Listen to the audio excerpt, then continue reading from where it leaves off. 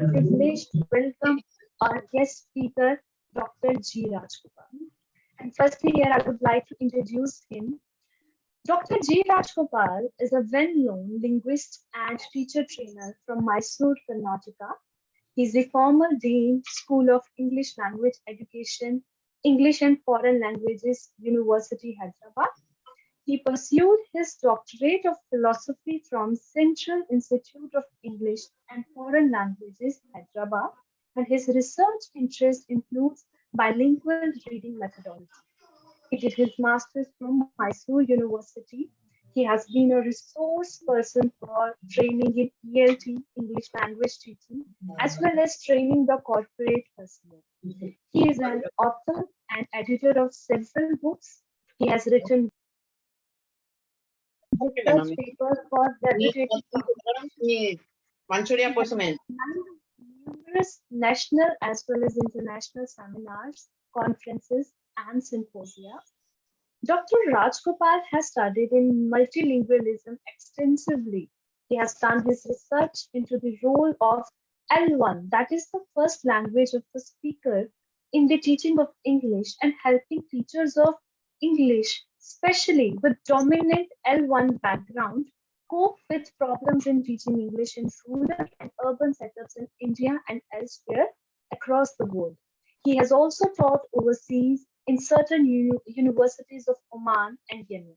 He is a specialist in ELT and its related areas such as TESL, TEFL, TESOL, and ESP, EST, EAP, EOP, Phonetics and Spoken English, Communication English, Testing, Assessment, and Examination Reforms. He is also a member of Karnataka State Textbook Committee and DSERT. He has also served as a member of the Boards of Studies in English in a number of universities in India. And most interestingly, he has taken part in dramatics as an actor, director, and stagehand. Thank you, sir. Thank you so much for being here. We are looking forward to you for your views and insightful ideas on creation and construction of English course book for early education. Over to you, sir. Thank you, Shavleen, for your very lovely introduction. Good. Thank you very much. And a warm welcome to all my friends. It's so nice to see so many familiar faces, and I'm so happy that today I'm able to interact with so many of you. You have been listening to creative writers who have created very interesting, functionally effective materials, particularly for little children. But today we are moving into a slightly different area. And I'll be very glad to welcome questions from you towards the end. So I'll be using minimal information on the PPT. That will be a trigger. And then I will add my comments on that. So quickly make a note of whatever you see on the PPT and listen to me so that we have a very productive exchange towards the end. I've called my presentation today Creation and Construction of English Course Books for Early Education. Focus of attention will therefore be on creating textbooks, course books. And we would like to see what comes out of a comprehensive analysis of what goes into the production of textbooks, text materials of various kinds. And I'll introduce you to different kinds of text materials and so on. We shall also examine several underlying features of this particular activity. And our focus of attention will be basically at the very early stages of instruction, namely we'll be starting at probably the pre-KG, the kindergarten 1, the kindergarten 2, and go on up to 1, 2, 3. We'll stop at class 3. By then, you see, the children would have started their education when they are 3 years old. And by the time they come to class 3, they will be approximately 8 plus. And so we'll be looking at full 5 years of early education. And that's what I mean by early education. And so when we look at this stage of early education, is it a complex one? Is it a complex task? Writing textbooks for these early stages? Start thinking, okay? And I will eat your brains now as we keep thinking and so on. Make your notes and get ready. Let us see. Begin with, you should know that a textbook is an artificial construction. A textbook is created, constructed. No writer writes for a textbook. No, the writers write whatever they want to write. And we who take part in creating and constructing a textbook, we look at the writers. We look at their writings and we take them in, put them together. And hence I have used the word creating and constructing a textbook. So the point is that no creative author writes for the sake of a textbook. The writer writes, and we who want to build up a certain text material for our purposes, put them all together and bring them from various sources and put them all together. And that's how we end up with a textbook. Now, which means the key point here is that a textbook is meant for teaching. Okay? It has to be taught. This is very important. So it's a pedagogical tool. It's something which has to be dealt with. And the key point here is that there is a constraint of time. There's only that much of time available. And the textbook which is constructed has to be taken care of, dealt with, made available to the learners within that period of time. And so all that a textbook needs is a teacher. It's heavily dependent on a teacher because it's the teacher who controls what goes into the children from whatever is there in the textbook. You see? And therefore, a teacher becomes a very critical player. So a textbook is something that goes into the hands of a teacher. And everything depends on the teacher. These are some of the constraints we begin with. Now, everything that is there in the textbook has to be transferred onto the learner. And therefore, whatever is there in the textbook has to be taught. And it has to be taught by a teacher. So, whatever could be the textbook, ultimately at this level particularly, the teacher is the ultimate decision maker. The teacher is the ultimate controller. Why? Simply because the children are too young. Remember, a child comes to the pre-KG class at 3 years. Now, what does a 3-year-old child know? How much? What? And that child, little child, goes through 3, 4, 5, and now the child has slightly grown up. And then 6 is where the child comes into the first standard, formal, and stays on for 3 more years, let us say, first, second, third. And this is the little kid who was 3 and now has become 8-year-old. There is a big change in the child, but still everything is controlled by a teacher. We'll come to more factors slightly later. But then you see, if everything is controlled by the teacher, the first question we have to ask is about the teacher. Is the teacher trained? Has the teacher had sufficient teacher training in order to deal with these little kids?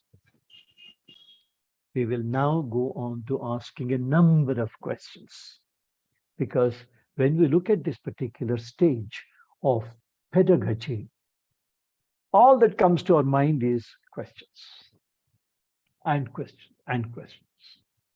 And so first and foremost, about the teacher. Does the teacher have the ability to teach a 3-year-old kid, 4, 5, 6, 7, 8? We have to ask this question simply because if you look at the kids and if you look at teaching those little kids, what's needed most in the teacher is the passion to teach. Nothing else.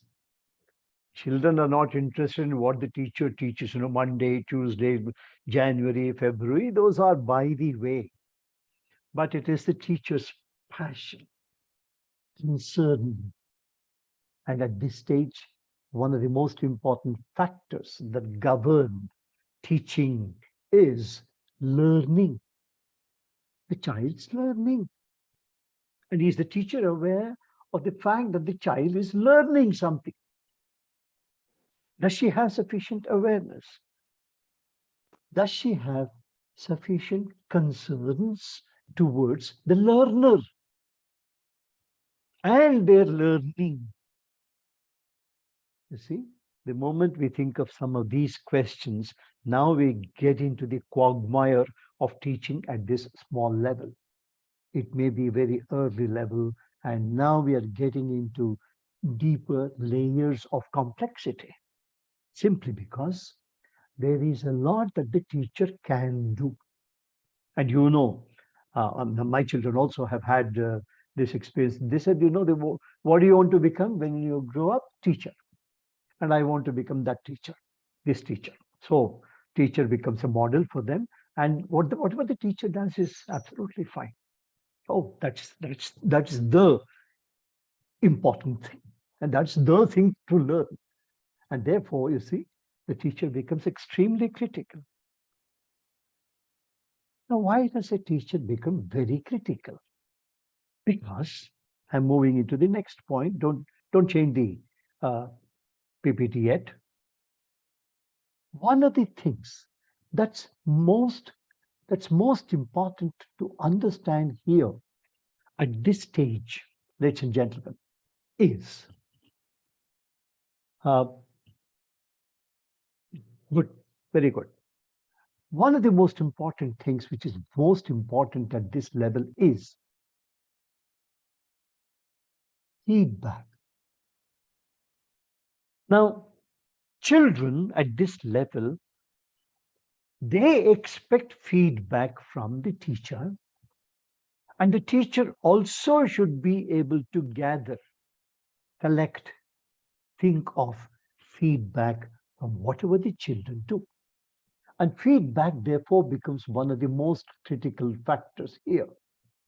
Ladies and gentlemen, we are going to keep these little critical points just for about a minute or two, and we are getting on to my talk. And therefore, quickly make a note of whatever is there on the PPT, and now start listening to that. Yeah. So don't go any further, Shatrupa. Keep it at that. Get back to the previous one and put me on the screen. They have all noted that particular. No, don't, please don't go any further.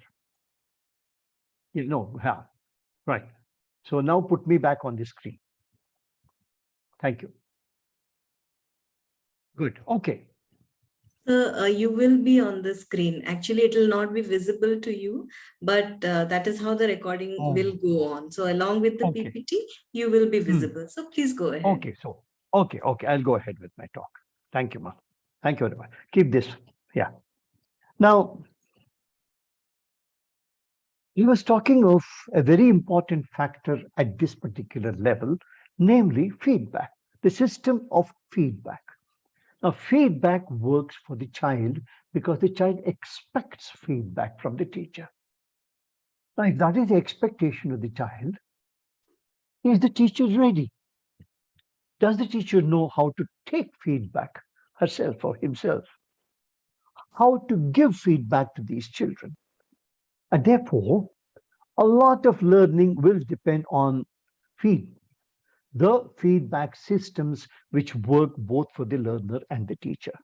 And therefore, learning is dependent heavily on the teacher. And that's all that's the point we want to make at this point of time. But we need to make a little look at a few more aspects. You see? Now, if you look at the objectives of teaching at the primary level, what could some of the objectives be there? One of the most important objectives, ladies and gentlemen, is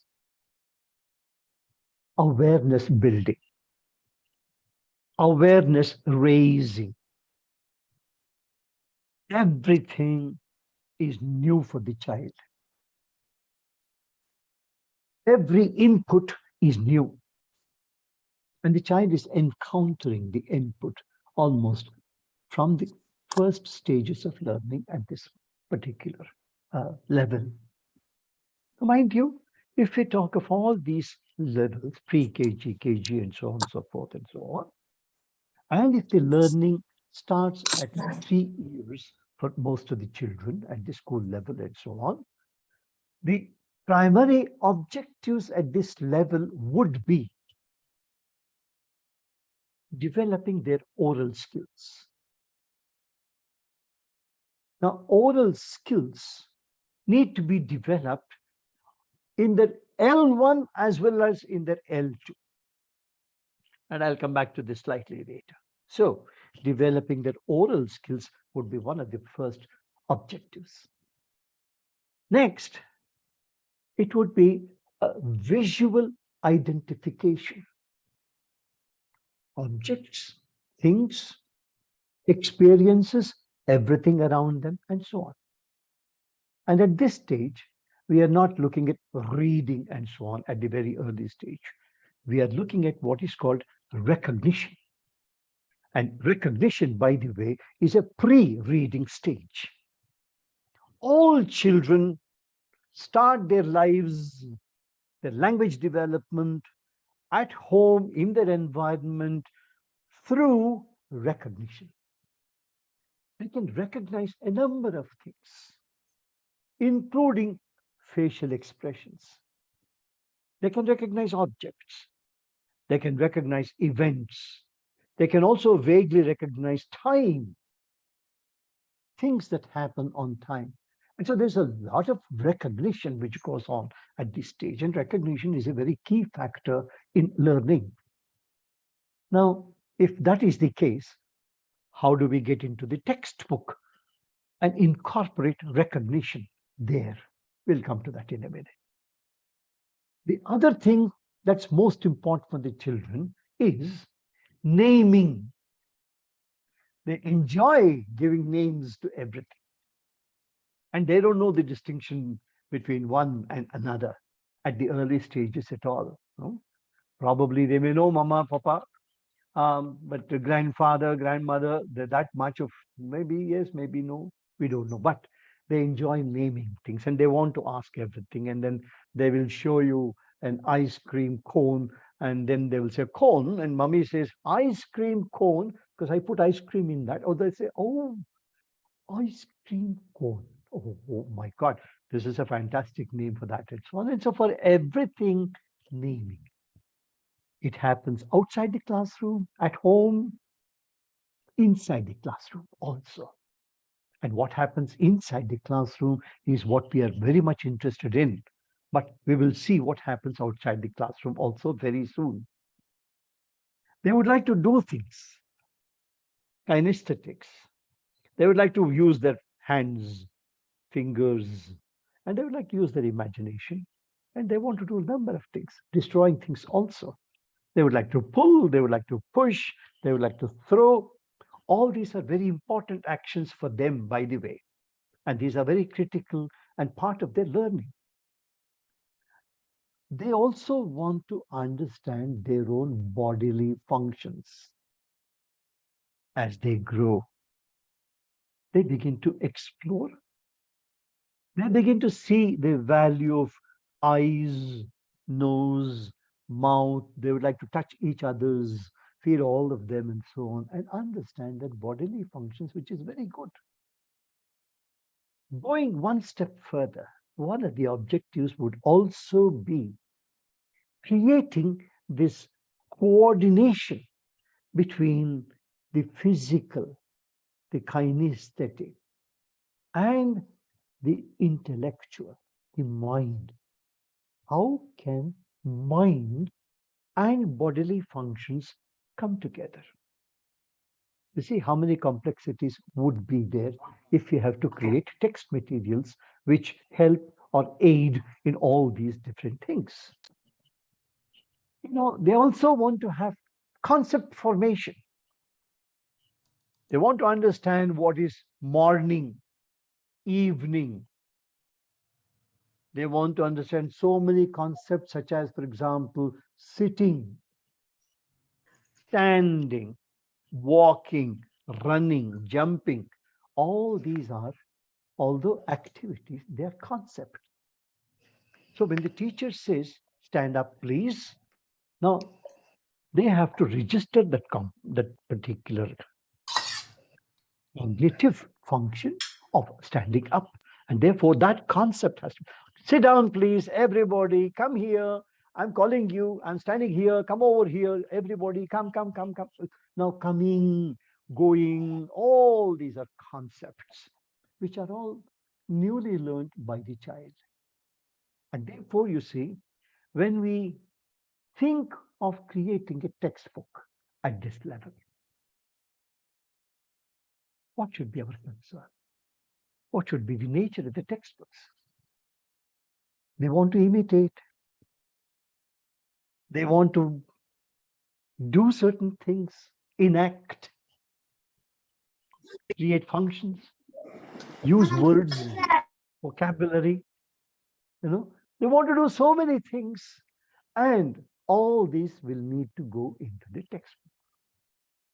Now, a textbook is a very complex instrument. It's like a toy. And when you design a toy also, you keep in mind so many factors. Now, in a textbook, what do we include? Let's say KG, kindergarten classes. What can go into those textbooks? Obviously, since we have focused heavily on visuals, that is, one of the key factors of learning is through the visual inputs. There will have to be visual inputs in the books. Of what kind? Anything. Children love it. Cartoons also they love, but they don't know cartoons. They don't know the word. They don't know that it's a cartoon, but it's a picture. It's a figure. It's a representative of a certain kind. An elephant which can talk is welcome to them. They don't mind talking to elephants or even lions or anything. Crocodiles, they can talk to anybody. Or they can talk with anybody. They can create a conversation.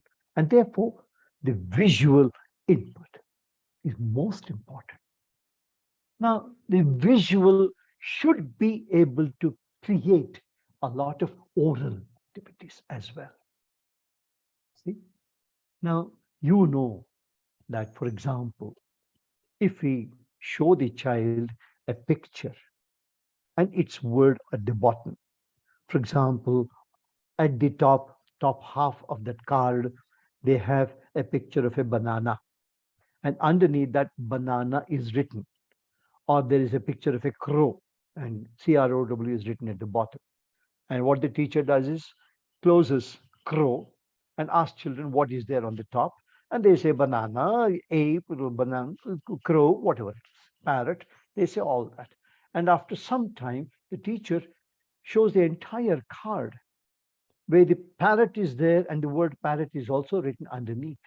And the children just look at the teacher points to the word parrot and say parrot, crow, aeroplane, apple, and so they on. All the words are printed there, and they are asked to repeat after the teacher. And mind you, after some time, if you close the apple, the picture of the apple of the aeroplane, and just show the word, they will say this is apple, or this is an elephant. They'll say this is a parrot, this is a train, bus. Now, how do they say that? They are not reading that. They don't know how to read. They don't even know the letters of the alphabet. So they can't put them together into a word. So they can't read, but that is called recognition. And this is how they recognize everybody. At home, when grandparents come, they recognize that this is the grandparents. No, these are not daddy, uncle and aunt. Oh, yeah, they know. That is a stage of recognition. So if that is the stage of recognition and not reading as such, then in the textbook, we have to create opportunities for recognizing a number of things. That's why when you go to the market, for example, if you look at the picture dictionaries that are there in the market, they are full of illustrations. And the letter will be, the word will be written at the corner in a small little the print. But the picture is very important, whether it's a fish or there's a huge tree, all that will be picture. They'll be in pictures because recognition is central and crucial for all children. And therefore, we will have to think of giving them opportunities, creating opportunities for lots and lots of recognition. And so, in the early stages, we would like to include as much of visual inputs as possible. And this is one requirement. And now, the critical question will be, there are children across the globe. There are children across India, our own country. Not all children are there in the urban centers. They are spread across non-urban centers also, and some of them in the margins, forests, tribals. How do we make them to read, recognize? So you see, can you have a uniformly created textbooks for all children at these lower classes? Perhaps not, because some of them may be culturally different. And so we may have to recognize, and they may have their own words for some of these things. Now, in other words, when we produce textbook, we should also be aware of our audience, the consumers, who these kids are, where are they, and how can we reach them? What is the language that suits them? What is the vocabulary that they know? What's the kind of words which they use? Now, what is the kind of actions, activities which they indulge in?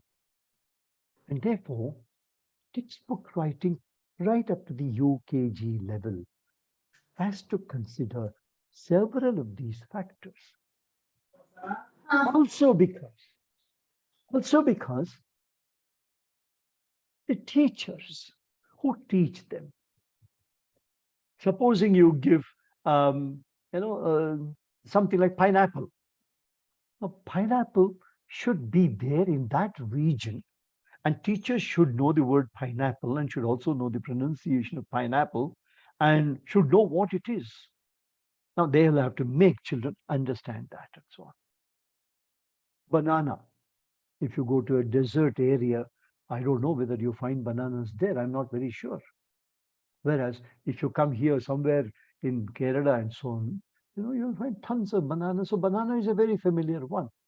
But if you want to take them, custard apple,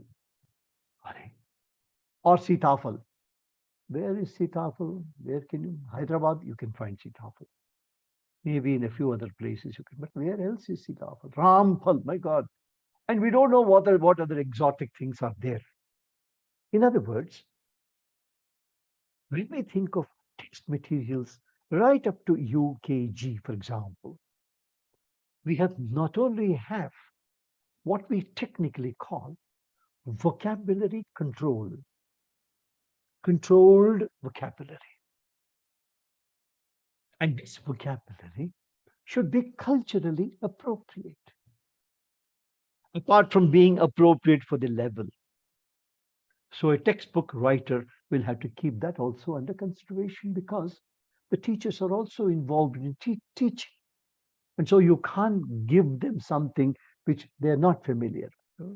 If you go into a deep village and so on, and if you give a picture of a traffic jam, they don't even know the word jam. Maybe they have a local word for that. But traffic jam, where is that concept of traffic jam? The three colored lights, traffic lights, who knows about? They don't know about it. So we'll have to think of those aspects also. Now, many of us also want our children to speak impeccably, in perfect, grammatically correct sentences, use the right intonation, and so on, so on. What is it? Is that what we want? Or is it free expression, free communication? Are we worried about mistakes, errors, seriously worried about them? Or do we want them to expose themselves to language and language use and a free use of language, open communication? I think it's all these, the open communication, free communication, which are very important at these lower levels, simply because children would like to familiarize themselves with all these activities, such as naming, describing, talking about something, using their own imagination, and so on and so forth. These are very critical, and hence attention should be paid more towards that. We'll talk about 1, 2, 3 a little later. We'll come to that. I'll finish with this one. We then also have to think of what we call, and this is most critical, language functions. So language functions would mean using language which is situationally and socially appropriate. For example, the child wants to ask for something. So the child just can't put up the hand. I want. No. If the child has to use language, that is the language of asking for something. In that language, the children needs to know. Learn that language. Asking for something is one of the language functions. In a similar manner, when somebody asks the child something, the child has to respond, answer. Answering something is also a language function. Now, has the child learned this? The child is unhappy or hungry. Can the child say, I'm hungry? The child wants to go to the washroom. Can the child say it? Now, all these are various functions of language. And so language functions also become very critical, crucial at this stage. And so the textbook has to incorporate them also. In other words, to conclude this particular discussion, at the lowest of the stages, pre-KG, kindergarten and upper kindergarten, for example, remember, I'm saying something very critical, which is we talk of the beginning, the start of what we call academic skills. The academic skills begin in the school. The school is the academia.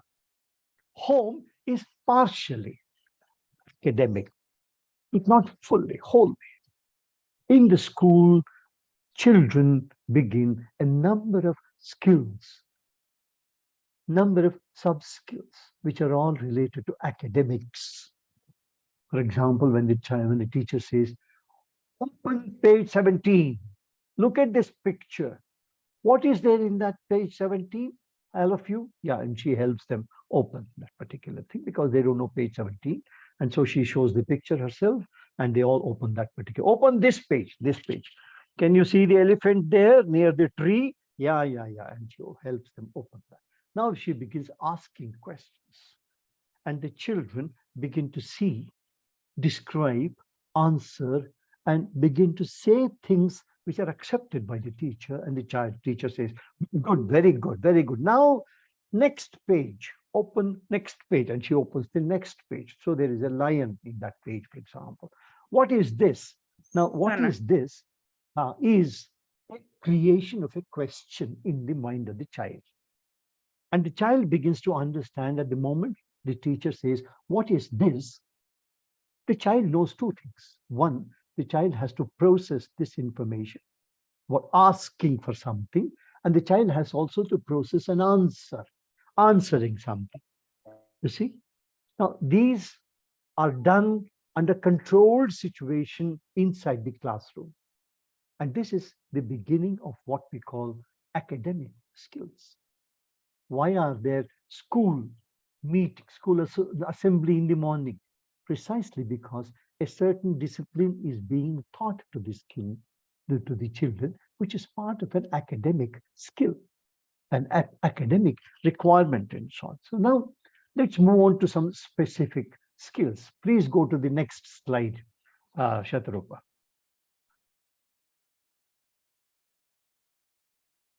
There are a number of choices. We'll begin with the first set of choices. And what are they? For example, one of the first choices that we have to make is which language to choose. L1, as you know, is the mother tongue, first language, home language. Or L2, another language, which is not their home language. Is it different? Is it different from the home language? So the teacher has to take a call on the language of choice to teach at this stage. If it is English, for example, selection of English and teaching English.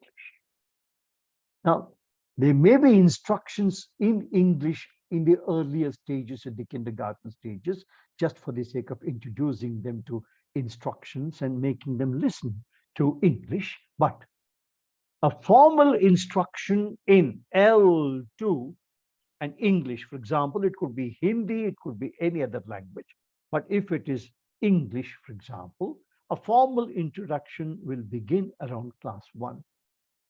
So the textbook will not only have to incorporate all that we said so far, but it also has to move one step further. At class 6 level, children are about 6 years old. 6 years is a good age, an age where cognitively they have developed in very many ways. In other words, they can manage quite a few things. They have sufficient information. They are ready to learn new things, including the second language, for example. I'm just taking English as an example and learning English as an example.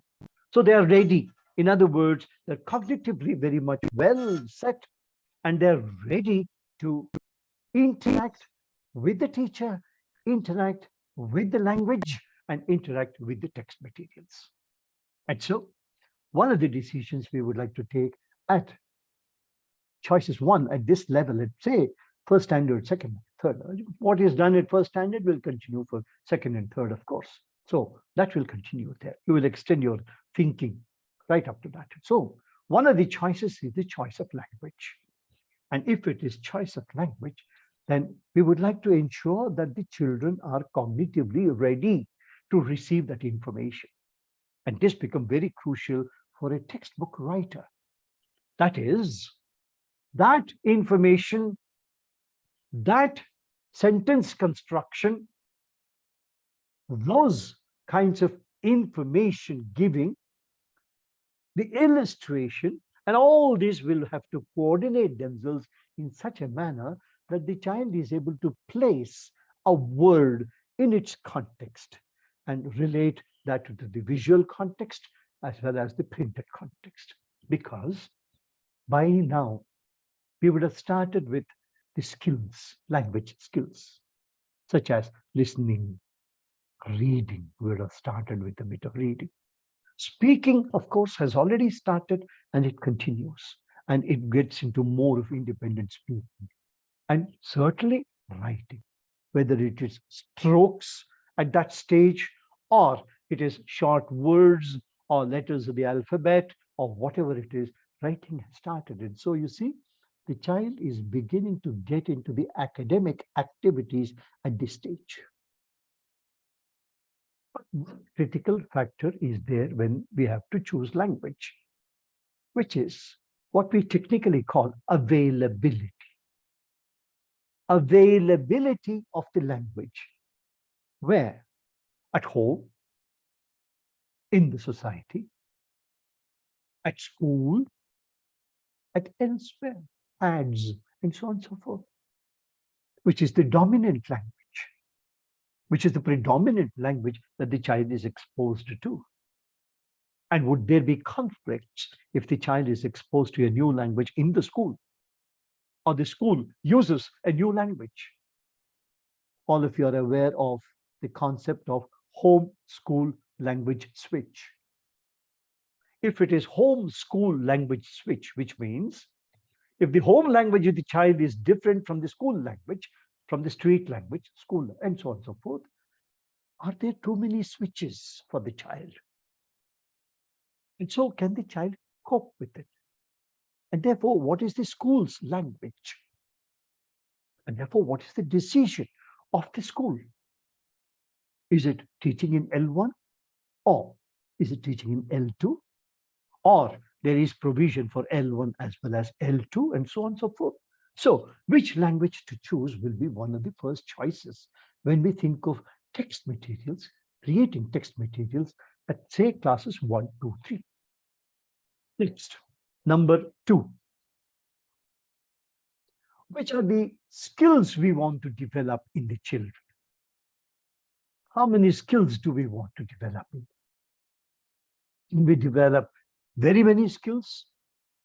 Or should we focus on developing the essential language skills? As I mentioned, at this stage, we begin formal instruction in all the 4 basic language skills: listening, speaking, reading, and writing. And we start with that. Now, the question then would be, how deep, how far do we go with the development of these skills? That would be the second choice for the textbook writer, which means the textbook writer will consider which skills shall I focus on. And obviously, the textbook writer will focus on all the 4 basic skills, these L, S, R, W, but how shall we introduce these skills to them? Listening has to come from the teacher, and so how well equipped the teacher is. Reading also needs to be led by the teacher, and the children will need that kind of a scaffolding from the teacher when they read. And you know, they may have lots of difficulties if they have to switch from home language to the school language, and the school textbook is in the other language which they are not familiar with. And so the text language itself becomes a totally new language, because they begin to understand that what is there in the text, the language of the text, is not the language that they speak. is not the language for free communication. That is a different language. And in addition to just learning that language, they have also to learn to read the questions, locate the answers, produce the answers, and then use that material for writing. And so they begin to understand that as they move into class 2, class 3, there will be plenty of problems because the language is becoming complex. Somebody is asking about academic writing. Academic writing comes slightly later. Not at this stage, except answering questions, filling in the blanks, matching, multiple choice, and so on and so forth. More of which will be not producing language, but establishing language. Focusing on accuracy of language, accuracy of learning materials, and things like this, and so on. So, which skills to develop becomes one of those critical questions for the writer. Number 3, what should be the nature of the course books? I said all. What does all stand for? It stands for a reader. Should we also include a workbook on grammar and other things? Should there be a supplementary reader? In other words, at each level, should a child carry 3 books on its back? According to timetable, we may divide, but then 3 books. Does the child have to cope with 3 books? Attend to all 3 books and produce satisfactory results? And the teacher has to manage time among these 3 books, and so on and so forth. And one critical question is, should we also have a teacher's handbook? Do the teachers need a handbook at this level? Even when it is, for example, lower kindergarten, upper kindergarten, do they need a handbook there? Some kind of a handbook which they can read before coming to the classroom and do whatever activity it is. And at the later stages, for example, from class 1, class 2, class 3, a handbook which helps them with all the exercises, gives them all the right answers, so that they don't have any problem in treating many of those activities, tasks in the classroom. So the next question that we ask for is course books. What should be the nature of this course? Next, we move into point number 4, which is related to content and skills. Now, content is no doubt very important. We produce content in the form of reading texts, poetry, stories, all kinds of things, novels, history, add lots of pictures to them, visuals to them, and so on. So content becomes extremely critical. The teacher just can't go to the classroom, go inside the classroom with nothing in her hand and hope to engage the class for 35 minutes. No, it's not possible. The teachers need a textbook, and a textbook should have a certain content which directs both the children as well as the teacher and also the parents. Progress needs to be recorded. Comprehension needs to be attained. Expression will have to start based on the content. And so content becomes extremely important. And as we have said, that it is with the help of the content that the skills could be developed. In the post-reading stage, for example, then the skills development will take up a certain space where children are asked to do certain things. And they may be focused on so many other things. So if we consider all these 1 to 4, and particularly the books at this stage, should there be things like pre-reading activities, post-reading activities? Should there be pre-writing preparation, discussion, and so on and so forth? So should there be a number of such factors which contribute to learning at that stage? So should we include them all? And that will ensure that certain content has been learned, attended to, and skills have been developed in the learners and so on. One very important factor, ladies and gentlemen, we are now moving into point number 5. Look at this, and this is going to receive a lot of attention in the coming years and so on, and that is critical thinking. So critical thinking will mean learners attempt to bring in known information, previous knowledge, whatever they know, and use that knowledge to talk about new things from their own perspective. Is this important? Very important. NEP stresses this in a big way, and there is no escape from this. The textbooks have to create opportunities for critical thinking. Number 1. Number 2, teachers have to focus on critical thinking, developing learners' critical thinking. Critical thinking will mean a cognitive preparedness, a cognitive storage, a cognitive recall, a cognitive repositioning information. And it's very important. The question, therefore, is, can children at that stage do it? Can they participate in critical thinking? I think they will. They can. Children have no issues when you ask questions like, do you like it? Would you like to have a pet? Which one do you want? Why? Can you explain? Do you want to go on a picnic? Oh yeah, very good. Do you want to sit together at home and eat your dinner all together? You like it? Why? Why do you like it? Would you like to come and write on the board yourself? I'll give you the word, you can write it. Can you write it? Would you like to write it? Yeah, why? Why? The moment I ask why, they begin to give reasons and so on. And it is critical thinking. Anything. And the teacher, for example, can bring an apple, an orange, and this and that, and so on into the classroom and ask children to choose whichever they want for morning breakfast. Supposing I want to give you one of these, which one would you like to take? Why? Why? The moment you ask why, they have to start thinking because they have to give reasons, and that is critical thinking.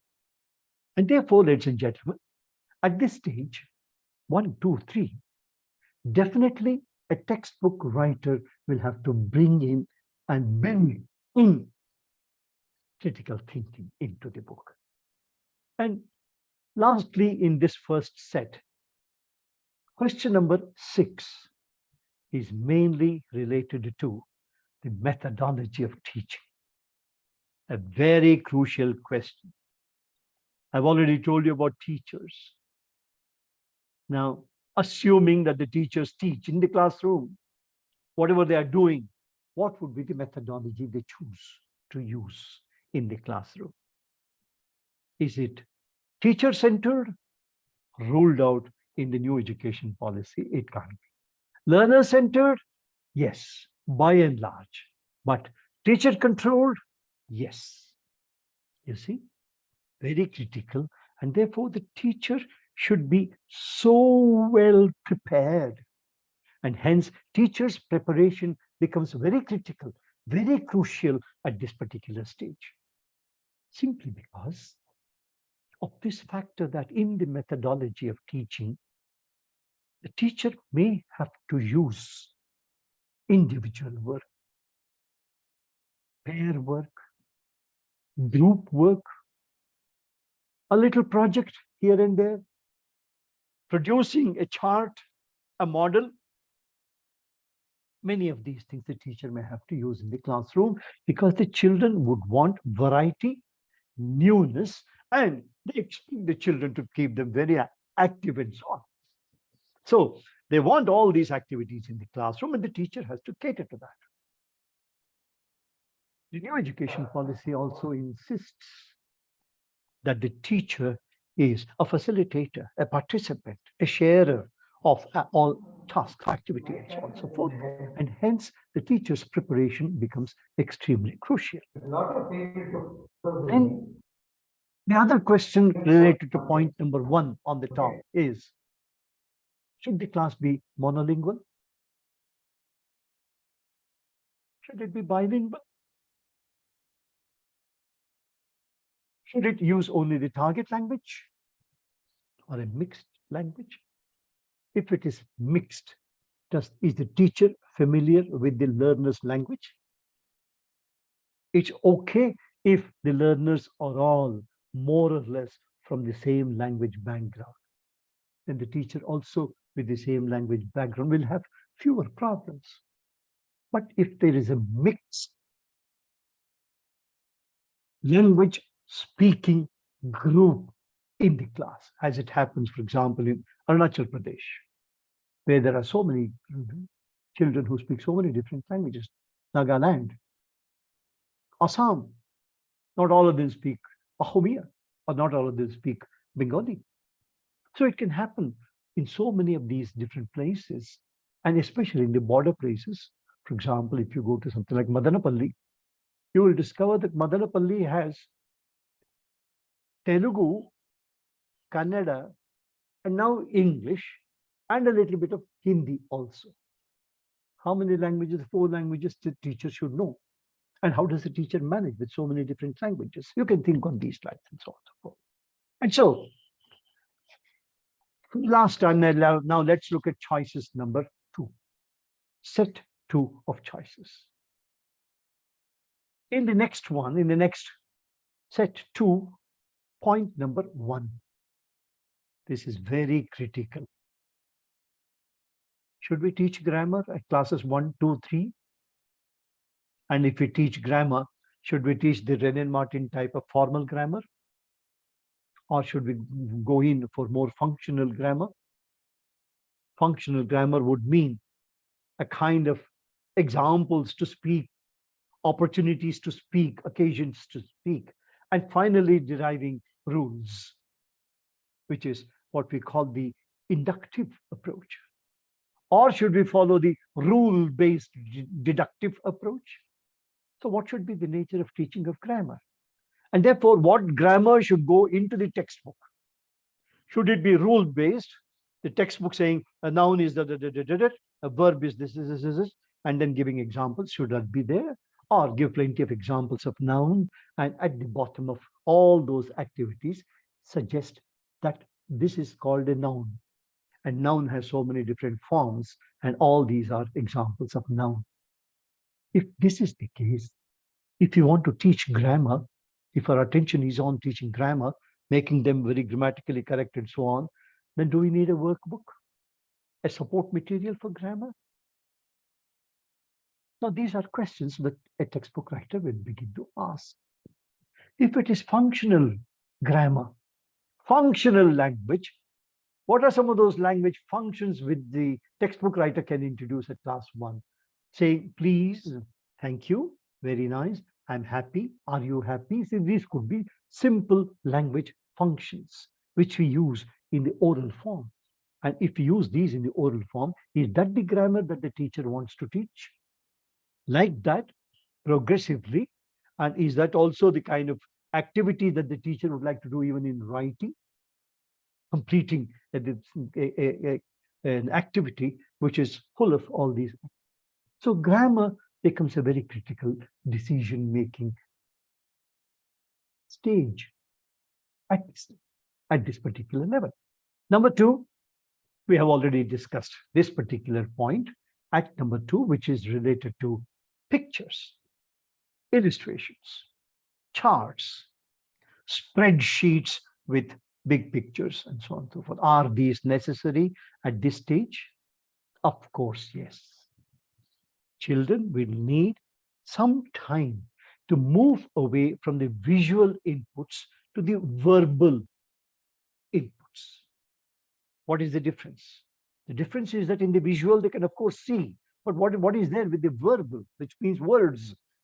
These words, the word pictures that they create, they will have to recreate those pictures in their own cognition, which is a very complex task. For example, as I told you, if I use the picture of a traffic light, now, if I use that picture, have children seen a traffic light? Has the teacher seen a traffic light in certain parts of the country? We don't know. So can they relate their cognition to what is there in the visual input or the verbal input? Can they put it into their cognition? It's a very complex task. And therefore, the choice of pictures and illustrations and other things is another critical decision that the teacher of whatever languages has to make at this stage, but very crucial. But as we move from 1, 2 to 3, the percentage of the visuals can gradually begin to come down slightly. But only by about class 4, class 5, children would want a lot of information and so on. Now, remember, the visuals will demand a certain previous knowledge in the learners. And this previous knowledge comes to them from their experience, life experiences. Have they had this previous knowledge, as we said some time ago? Has the teacher herself had this previous knowledge when they want to interpret these illustrations and so on, and if they are particularly in the verbal form? And therefore, ladies and gentlemen, the suggestion is that at these levels, more visuals will create better inputs into their cognition. More information will reach them, and even if they have to learn new words, that will be very nice.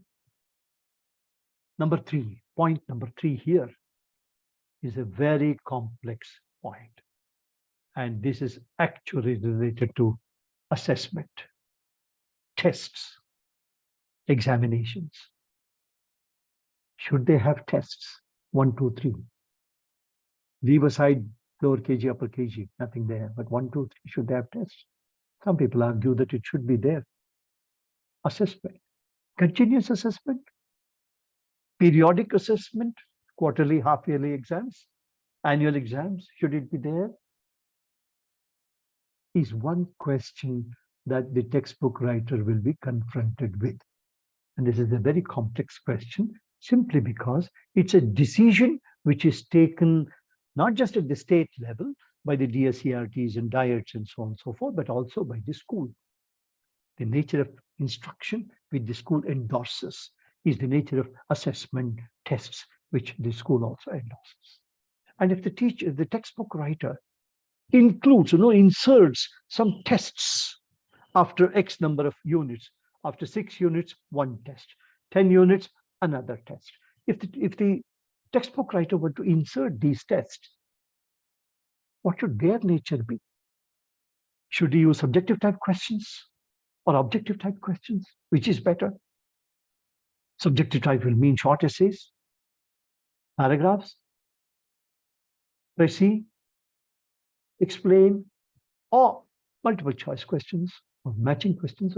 So that decision relating to the kind of tests that needs to be included. And I'm concluding with the last critical point now, number 4, which is related to one factor I've been emphasizing right from the beginning, namely teachers' training. Let me listen to all that I have said so far. Should the teachers be trained to teach at this level? Should these teachers have had training? Do they need training? Or anybody who knows the language can come and teach? Is teaching that simple?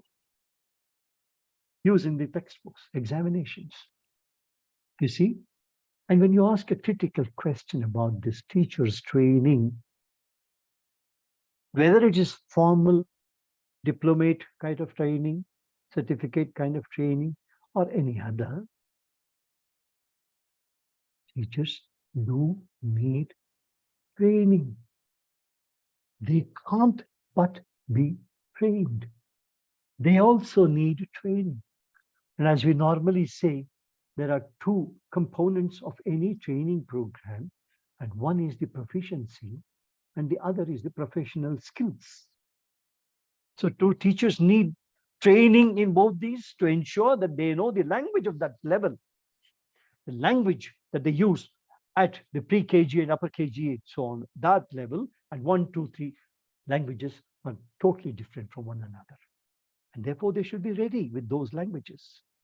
And training, absolutely important. Because, as we said right at the beginning, children have come at age 3, 4, 5. They are just beginning their academics in the school. 6, 7, 8 is where they are consolidating their learning and building on whatever they have learned.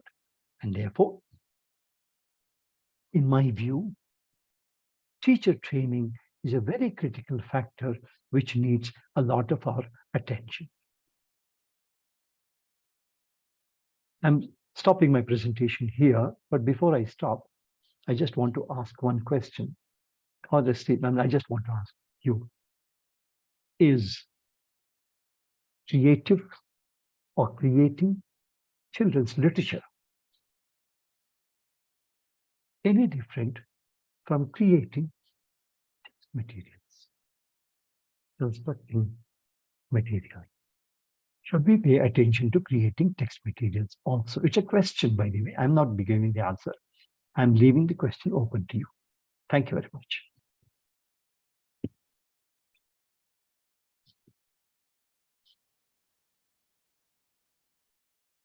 Thank you so much, Rajagopal sir. That was a very engaging session.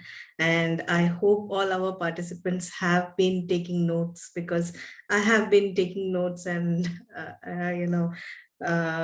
I just went on and on. And what you said, gave us so much inputs.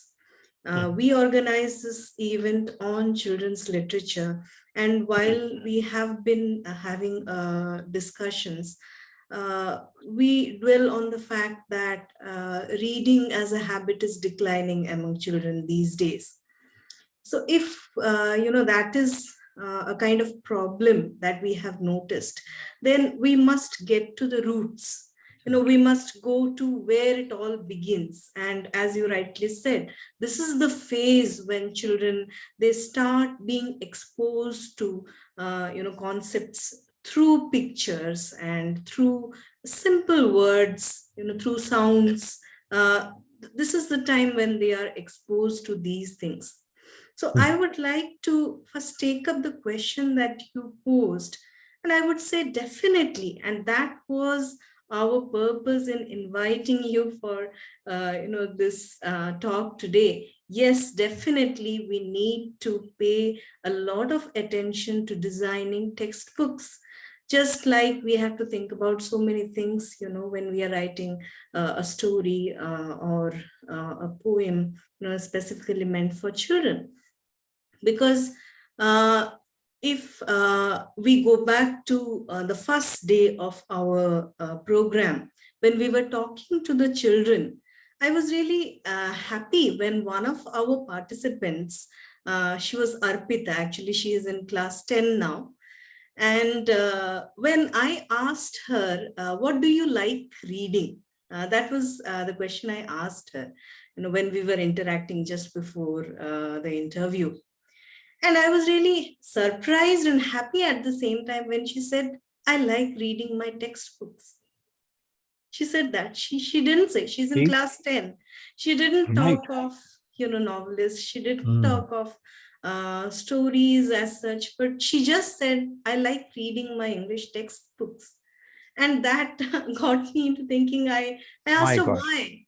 And then she said, I like how the stories are presented to me. I like, all those sections that are there in the beginning, in the middle, at the end.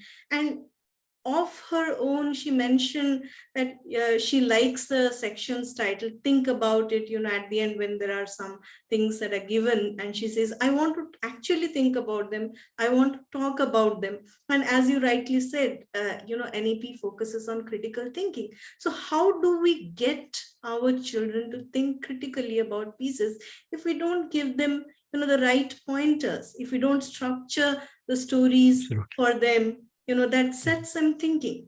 about different things, about things they need to be sensitive about.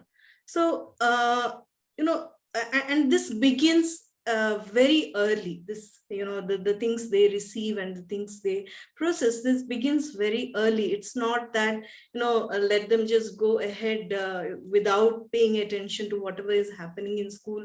Let them go ahead, and then later on we will complain that, no, they are not reading. Maybe, in the early stages, there was something Absolutely. wrong. And Could be. that is where we didn't do it in the right way. Maybe that is why Probably. they get attracted to movies, far lot than they would hold a book to read it. So Sure. definitely, sir, I mean, if we talk about literature, they access literature through language, isn't it? So you talked about word pictures, and one of our participants said, Satyajit Ray described places in such a way as if I felt I was there. How could the child, imagine See? all those things Yeah. through word pictures? So if we do not pay attention to all these subtle things when Absolutely. they are beginning to be exposed to language, Absolutely. then later on Yes. when we expect them to accept literature, how will they do it? It's How will they only do it? through How will they do language. it? They won't. They won't. Yeah. So, what is the kind of preliminary preparation we have done for the child in Right. order to accept reading, for example? Uh, have you been regularly bringing books, colorful pictures, and so on? And so on. Absolutely right. Thank you very much. Very good. Yeah. Thank you, sir. And Mm, now mm. we will take up questions from the Please do. participants. There Please are do. so many. Shavleen, would you like to take up the first question that you see? Yeah, sure, ma'am. First of all, I would like to thank you, sir. So it was such an insightful and wonderful session. I Thank just you, Mark. I love to listen each and every word from your mouth. It was such an insightful session. Thank you so much for being there Thank you very for much. us Thank you. and guiding us. We are the Yeah. upcoming people. We need to be Mhm. trained. Good. I'm glad you found it interesting. Good. Yeah. Thank you, sir. The very first question is it's from Bhargavi. She asked, what is the ideal age to develop writing skills in students in India? Very good. And definition of writing skills is a very vast definition. If you mean starting to write, then it can start right there from class one onwards, even a little earlier also. You see, writing can be anything. Like, for example, if asking the child to hold the pencil in its fingers in such a manner that the tip runs smoothly is a skill by itself. And that is where the child starts with writing. But if you are trying to say oh, something like connected writing, words into sentences, and so on, probably from about second standard onwards, when the child is ready to explore new possibilities, you can certainly start because by then, strokes will be familiar with, words are familiar with. The child can read words, the child can put words together, 2 words, 3 words, 4 words. And so small writing can start right from class 2 onwards. Thank you, sir. Bharti, I'm sure you have gotten your answer.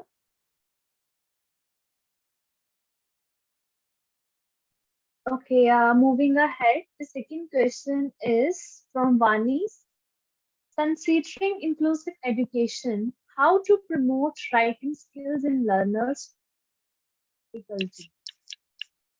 You see, if it is inclusive education, obviously it means that you may have to use several resources in order to write. When you want the child to write something which is a little abstract, let's say playground or school function, this is a little abstract, and you might want to prepare the child to write by having some kind of a pre writing discussion. And when you do this pre writing discussion, for example, you can always use the board to write down some of the critical words which they need to use. Maybe a starting sentence, maybe some kind of a sentence right in the middle, or something like that, or paragraphing or dividing them into suitable paragraph and so on. This is for a subject on which the child has to think and write.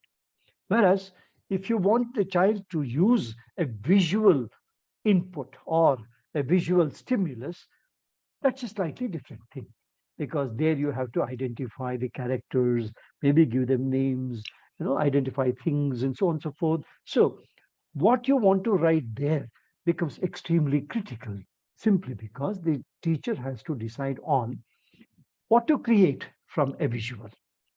Or there's a story that they listen to. And having listened to the story, they must complete it in about 10 lines on their own.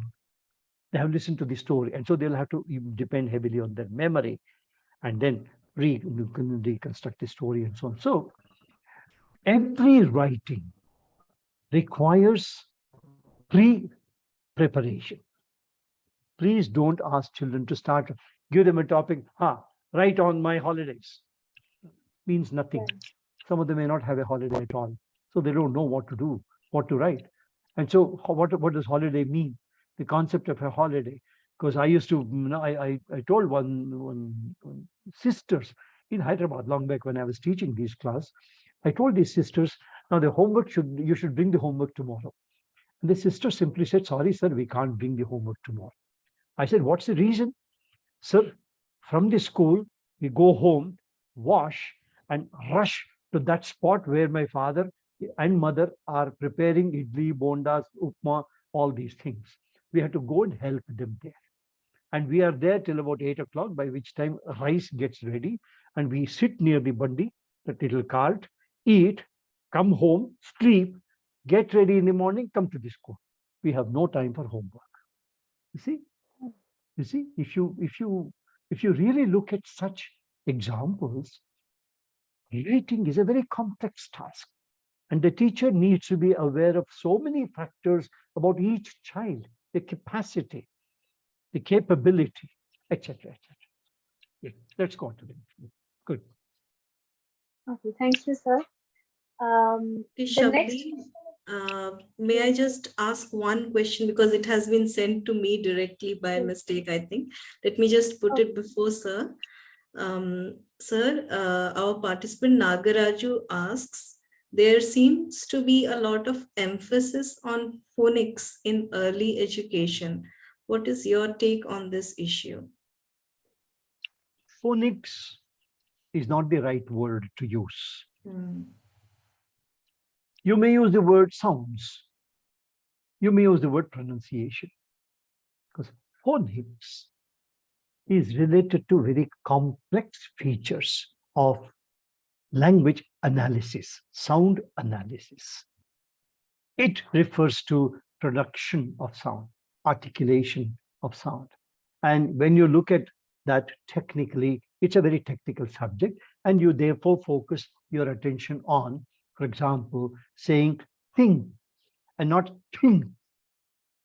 Now, if you want to focus on think or this and not this, that means you're focusing on the location of your tongue, the movement of the air, all these things. Those are the articulatory details that are not required at the lower stages. All that you're focusing on. I would advise the teachers to simply say, I'm focusing on producing sounds, producing words, simple production, simple pronunciation. So I'm helping them to say T instead of T. So if I teach them T instead of T, I'm helping them with that pronunciation. I'm not focusing on phonics or whatever it is. So like such as, for example, no, children, when you do that, have some extra articulation there. No, that is phonetics and so on and so forth. We are not focusing on that. So phonics is not the right word. People are, they think there is very inferior to say talk of spoken English. And therefore they must talk of phonics, which nobody understands, including the teacher, by the way. Okay, if I ask the teacher what is phonics, the teacher will not know much about it. Therefore, please use very simple words such as spoken English, speaking skills. Speaking skills is much safer and good. You can certainly go on. Yes, sir. Thank you. There is another Yes. question from Dr. Shabina. And she says, dear sir, thank you very much for such an interesting session. My question mainly pertains to teaching at college or university level, where one would usually expect the proficiency in English to be quite high after 12 years of school exposure. But sir, even at college level, our students find it difficult to articulate well in written and spoken form both. And this is more pronounced in places like Kashmir, where English proficiency is hindered by not just the mother language or first language, but also second languages like Urdu and third languages like Hindi. Actually, she is from Kashmir. Which is fine. Very good. What's her name, by the way? Dr. Shabina. Shabina. Yes. Dr. Shabina, what a wonderful question you have asked. I have spent some time teaching in Kashmir, in Srinagar and Anantnag. And so I'm aware of what you said. It's a very complex situation because the English pronunciation of the English teachers also is very complex. Many of the teachers, you can imagine it, you're teaching at the college level. And even at the college level, you know that unless they have spent time outside Kashmir, which is not possible, which is not what has happened, their English wouldn't have changed from, they speak English like Kashmiri, like anybody else, anyone else in the country. Now, at the college level, the precarious pronunciation English situation of your students is very much understandable, simply because if that is the situation at the college level, go back,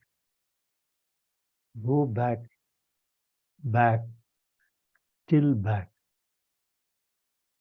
See where it should have started. See what disasters might have happened at the lower levels. Not the children, not the children's fault at all, but the teacher's fault also. His fault really. That is the state of affairs. In which case, now that you know that there is a problem at this stage, at the college stage, for example, all that you could do is, with the help of your college administration, at the beginning of the year, academic year, organize a 2-month or a 3-month remedial program in English for everybody, all the new entrants. So the new entrants will enter with reading skills, some writing skills, some word building activities, use of dictionary, you can, and spoken English.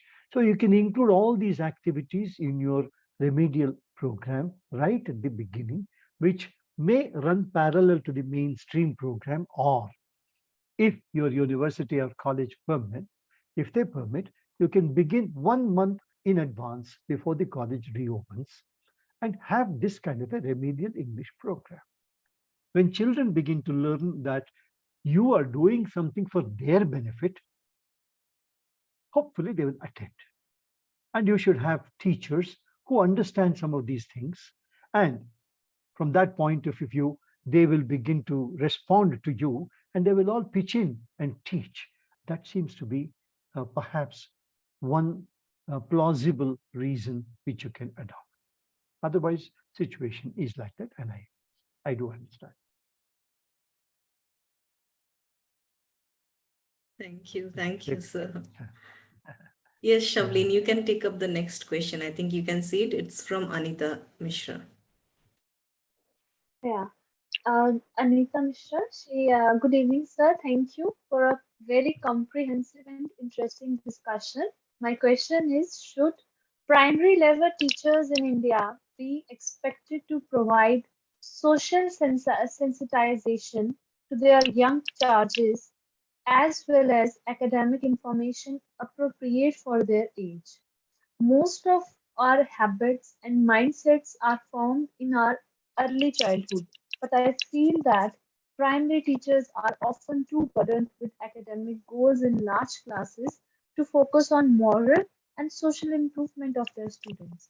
Between busy working parents and overburdened teachers, who should teach children age appropriate social Yeah. concepts like crime, bad touch, divergent sexualities, different able people, etc. Good question, very comprehensive, but very true. See, one unfortunate situation in our country is that somewhere, from the perspective of policy, these teachers who struggle at the primary level are not paid very well. They don't receive a good salary, number one. Number two, somehow, somewhere, their qualifications and so on are not really held high. Number three, actual training they may have received, they may not have received. And in quite a few cases, those who teach at the pre-KG and KG and lower KG and upper KG are people who know the language and they are active, charming. They use language very well. And some of these factors which govern their selection and appointment. And therefore, not much attention is being paid. But that is beside the point. Assuming that, okay, we can leave that aside and then come to the mainstream. The teachers need periodic professional upgradation. They need to sit in on others' classes, the senior teachers' classes, which is not allowed. Seniors won't allow that. They need to participate in training programs and so on. Thankfully, the new education policy is bringing in all these. Anybody who thinks he or she is qualified can teach at that level. And if you have not qualified yourself, by the trainers and so on and so forth.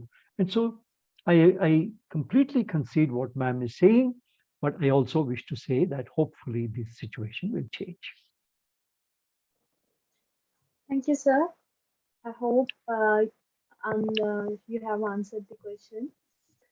The next question is from Lingaraj Radha. Why is it so that many educators insist the BH trainees to mug up the textual content before entry a class except languages classes? They suggest not to carry a textbook into their classrooms, but a language teacher can. Um,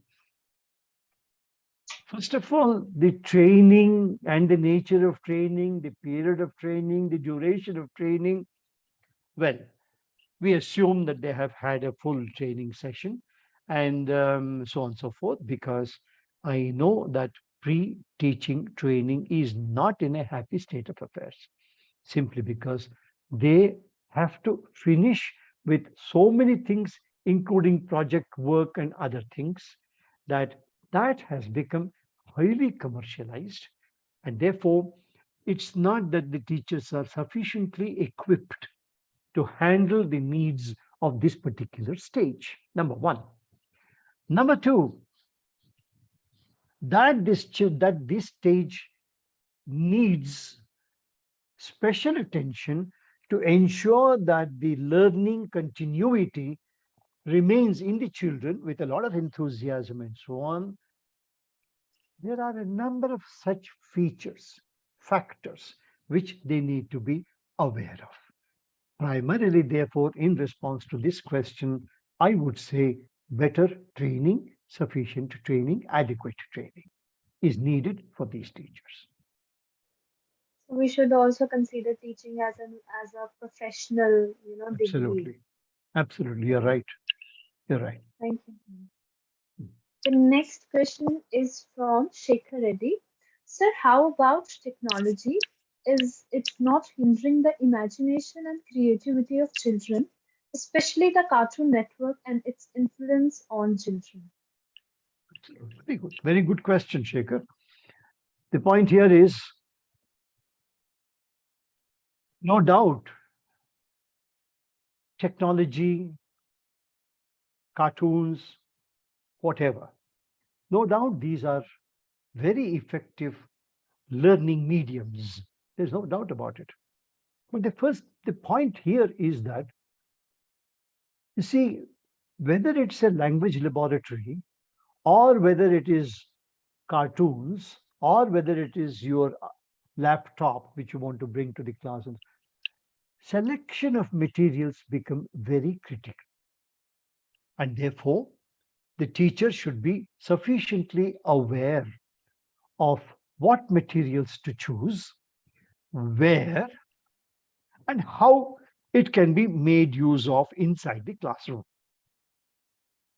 Number two, access to technology is available in a very limited quantum in our country. Quantity. Question therefore is how many can access cartoons or any other? And therefore, how many teachers can access these materials?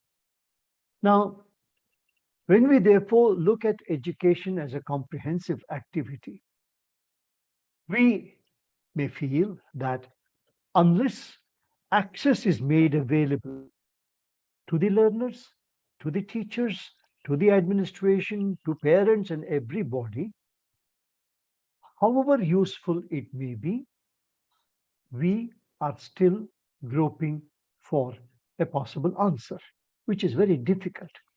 Maybe over the next 3 years, when NEP gets implemented or it comes out in a major way, perhaps each school will have something, teacher may have access to something, and hopefully the with 5G, the mobile phones also will improve in such a manner that access to some of these things might become possible.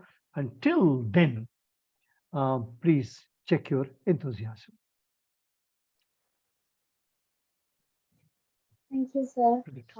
Thank you so much for being here. And now there are so many, appreciation comments really like the audience are really enthralled with your words and they have enjoyed the session really well. Now I'm over to Chatrika ma'am, please for the votes of thanks.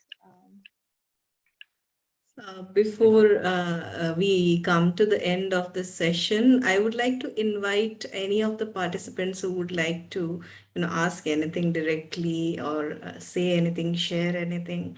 If you'd like to do it, then please go ahead, or else we'll wind up the session. I'll go ahead first. Yes, please.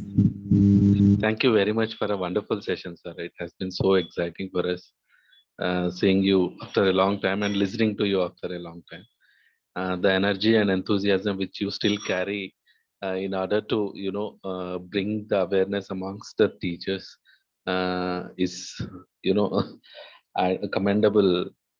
I don't find words right now to, for the service you do for this nation, sir. Thank you very much.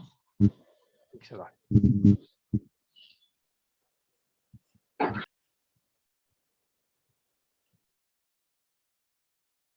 Thank you, Shekhar sir, for the nice words. Definitely, it has, this session has given us so much to think about. And just before we end, I would like to ask you, sir, you mentioned a point about, how multilingualism is very essential even at this early stage of education. I came across, works that the Katha Publishing is doing, and the Pratham Books, they are doing these things, where they have stories along with pictures, and especially for the tribal children, they bring in stories with contexts that are specific to the experiences of those children. Dr. And Mishra, even those may I? stories are translated into tribal languages, and tribal artists, they are brought in to do the illustrations. So I think that is a very nice initiative on the part of Pratham Books to May I make a employ. suggestion? Can you Yes, Dr. invite the Sujay. audience to put their questions on the chat box? If they are hesitant to speak up, they can type it into the chat box and you can ask Dr. Rajagopal. yes, sir, we have already done that. We have been Okay. doing it. So please, sir, if you want to ask a question or say anything, please do so. I got the email message late, so I joined, but I'm sure it would have gone very well. I know Dr. Rajagopal for many years now, and the esteem with which he is held in the profession. Generations of students whom he has developed are now gurus, so he's like a Parama Guru. Thank you, sir. Thank you very much, sir. Thanks for joining. Yeah. Yes. Anything you would like to say about teaching at this lowest level, kindergarten and 1 to 3?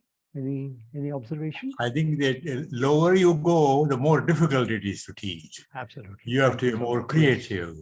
Yeah. Many years ago, when I was in Calcutta, I heard at the Indian Statistical Institute that in Moscow University, the practice was the senior most professor will teach the first year.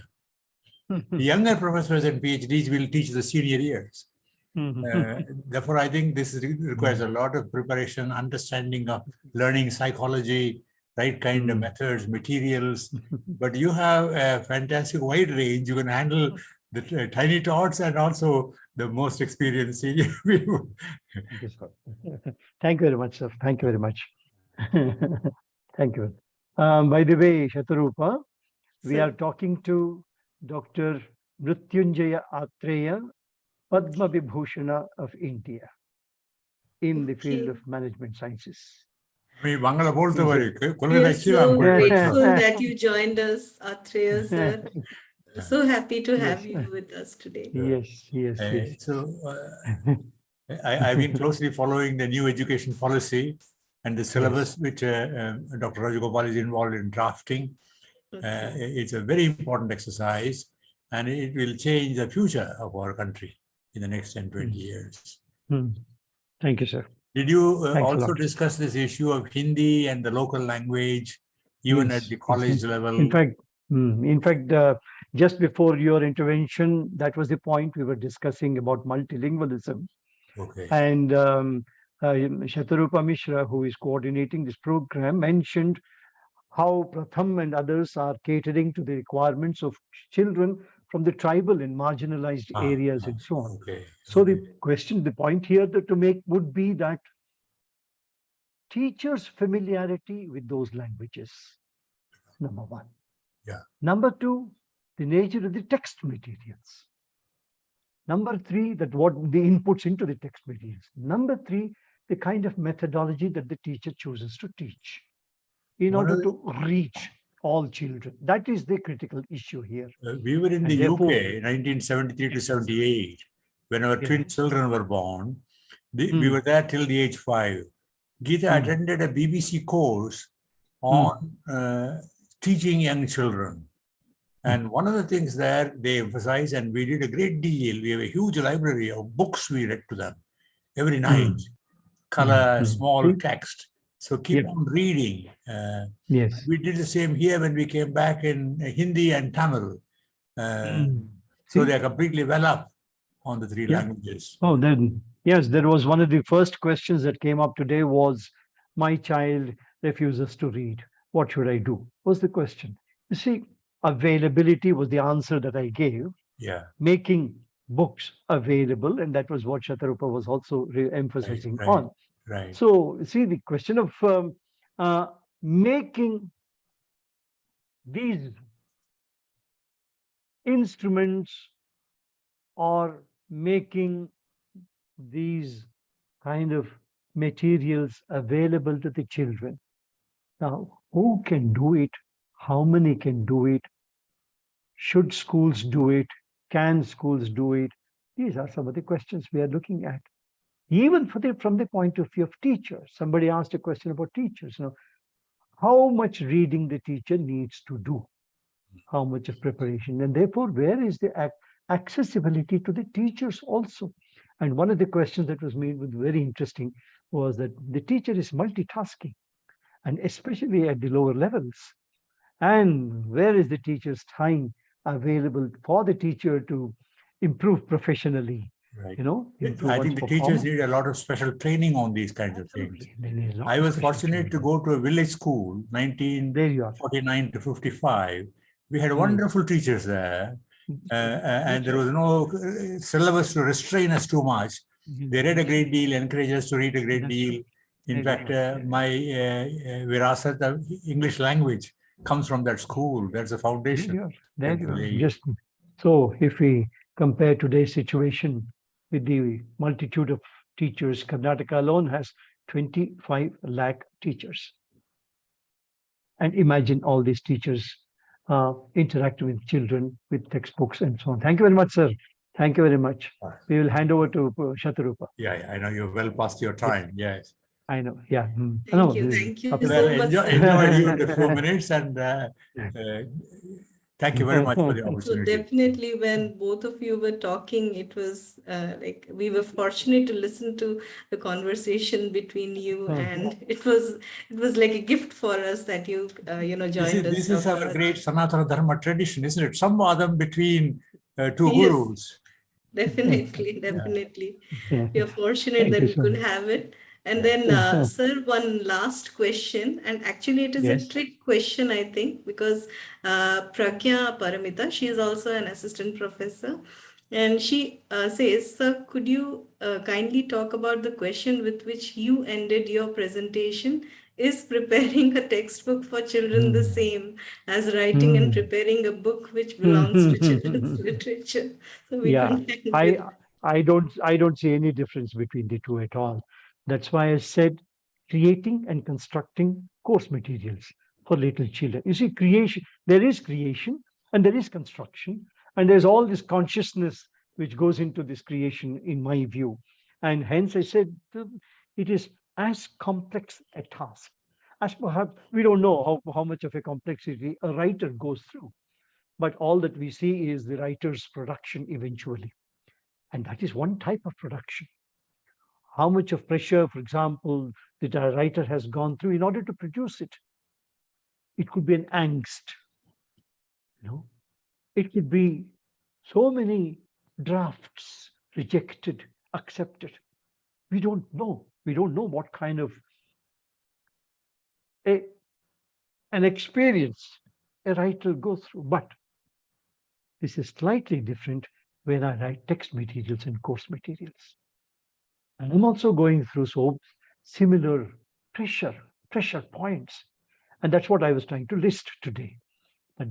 So if we consider textbook as a very involved kind of activity, highly concerned, and one can't take it easy, and one has to struggle to prepare one and make it successful so that children don't throw it away, is a very big challenge, I was trying to say. And therefore, although I don't know the creative writer's angst, but I know a textbook writer's angst. I have gone through that. So that's what I want to say, that both are equally complex. But there is complexity in all and everyone, is what I want to say. Thank you. Thank you. Thank you, sir. I can see Pragya. Yes. So thank you, Pragya. We have come to the end of today's session. And yes, Shatrughna, please go ahead. Sorry to interrupt you. Could I ask a last question, please? Hopefully it will be the last. Yeah. Sir, namaste, sir. Sir, Namaste, I came across a quandary today. I want you to kindly solve it. I have a student in my college. She's an undergraduate student. She has, like, she belongs to a different department, but she has taken a keen interest in English. And to the point that her department teachers are complaining to me that, okay, she's not attending our class and she's just studying English. How do I deal with on the one hand, to encourage her. On the other, I do not want her to neglect her chosen subject because that's also beautiful. So, what do I do here? Attending your English class and not attending other classes, if you check with the child very carefully, Pragya, either it could be, to use it very loosely, an escapist situation. You see, somewhere where the child is more comfortable with her own thinking, her own abilities, her own responses, and so on, where the child feels very comfortable with English, or probably more comfortable than with sciences and other things, could therefore be a kind of an escapist situation, which is not a very healthy one. At the same time, you may ask your colleagues to be a little generous to the extent they can, which means that she has to pass in those subjects, whether she is interested in it or not. And the teachers will continue with their task. Look at her slightly sympathetically, but not too much, not even obviously, not overtly, but treat her that treat her with a sense that she has a slightly different interest. At least she completes whatever course she is doing now. Please push her to completing the course and then come back to English whenever she likes and so on.